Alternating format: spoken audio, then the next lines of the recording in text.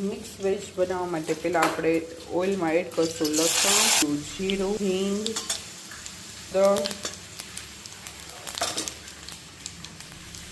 ડુંગળી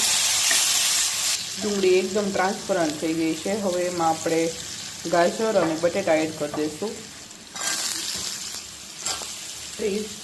નિમક એડ કરી અને આપણે એને 5 to 10 મિનિટ સુધી મીડિયમ ફ્લેમ પર કૂક થવા દઈશું.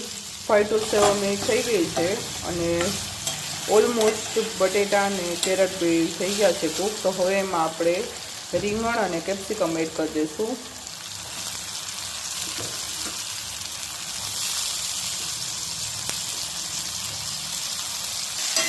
બરાબર મિક્સ કરી દઈશું.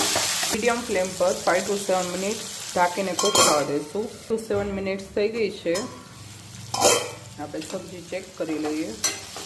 ઓલમોસ્ટ કૂક થઈ ગઈ છે. તો હવે આમાં આપણે લાલ મરચું પાવડર અને ધાણા જીરું પાવડર એડ કરી દઈએ.